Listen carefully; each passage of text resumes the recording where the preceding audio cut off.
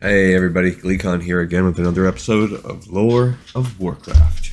Stay a while and listen to this one. It's in a little addendum kind of side thing that's going on as we recently talked about the various orc clans and how they spread across Draenor. This one's called the First Shaman, and I'm guessing it's going to have to do with the Throne of the Elements, and, well, I know it because I saw the picture when I uploaded it.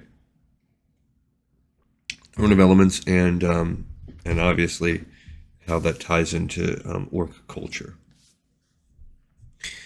Shadowmoon mystics frequently set out on pilgrimages across the world, hoping to hear the will of the divine. Okay, so they're coming from Shadowmoon Valley, going everywhere.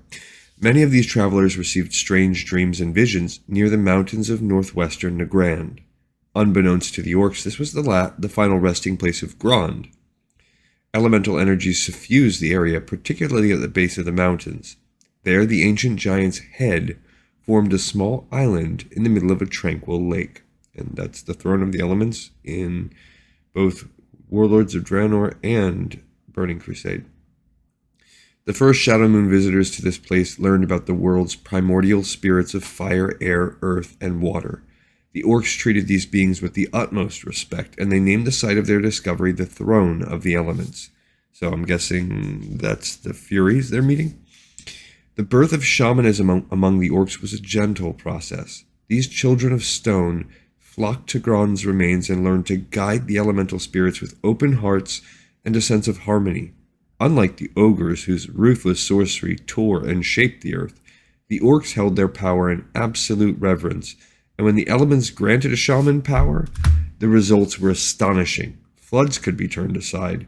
Strong winds could push back Arakoa raiders. No orc had ever seen such miracles. No orc had ever held such ties with the natural world.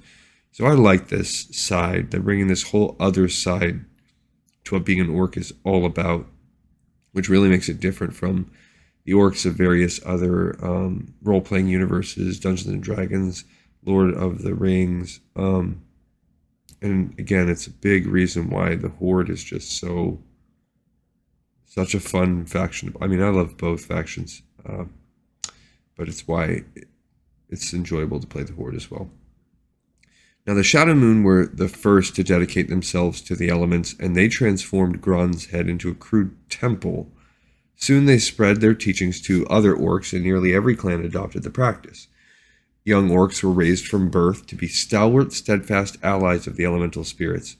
When they came of age, these fledgling shaman traveled to the Throne of the Elements to seek the spirit's blessing. They entered trances to attune their minds to the elements. Some orcs were found worthy, others were not. I know they also, I'm pretty sure it's the Shadowmoon orcs in Warlords of Draenor have this kind of Stonehenge-like temple. I think it's in Shadowmoon Valley. I wonder if that's related or if this is just what they do. They build temples. In the act of reaching beyond the veil of the physical world, a few orcs even found themselves communing with dark forces. These poor souls accidentally glimpsed a realm beyond Draenor, the realm of the void. What the orcs saw drove them insane.